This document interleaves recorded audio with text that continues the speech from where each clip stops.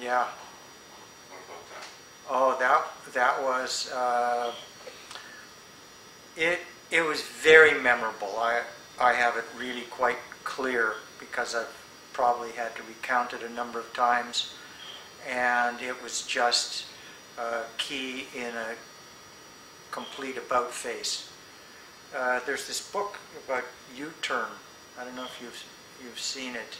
Recently published last year, I think it was, and it has a little story about the U-turn that I took. So I'm going along in Scientology and in the Sea Org for about 11 years, and arrived at the point where I know that I'm leaving. My wife and I, we both know we're leaving. We're scared to death that the fact our plan to leave is going to be discovered. So for probably 2 weeks before we actually leave, we are ferrying, like bit by bit, of our stuff, the little bit of clothing and books and personal effects that we had in the Sea Org, which is, you know, very limited, but nevertheless we couldn't just take it all out at once, or we would have been spotted, would have been locked up, separated, would have been a nightmare. So bit by bit, day after day, I was delivering documents to Omar. He had an apartment in Orange County, so I used to drive from Los Angeles, from Hollywood, down to Orange County, to Costa Mesa, pretty well every day, and deliver him documents and deposit our little bit of personal effects in his garage. And so we did that over the final 2 weeks, inside bit by bit. We never talked about our plans inside the organization. We went off. We used to go to this restaurant, Sarno's. It was on, I think, Vermont, in Los Angeles. And, you know, over a bottle of wine, we could talk about our plans.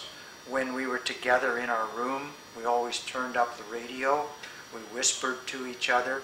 We were deathly afraid because the people who ran the organization were beginning to discover what I possessed, and that I had been giving these materials to Omar, and that these materials proved that L. Ron Hubbard lied. So they were very concerned about this. We were very afraid that they were going to find out.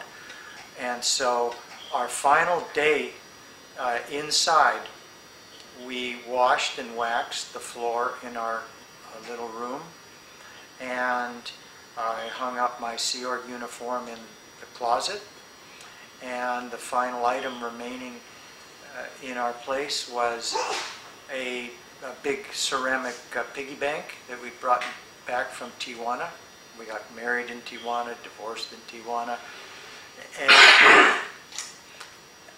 and so I put a Christmas ribbon on its nose, stuck it on its nose, and walked out with this big pig as if it was going to be a Christmas gift for someone, and took the last of our stuff. I had borrowed Omar's truck, so I was using an organization car up till then, but left the car, left the keys, took Omar's truck, threw in our last load of stuff, and headed off into the night.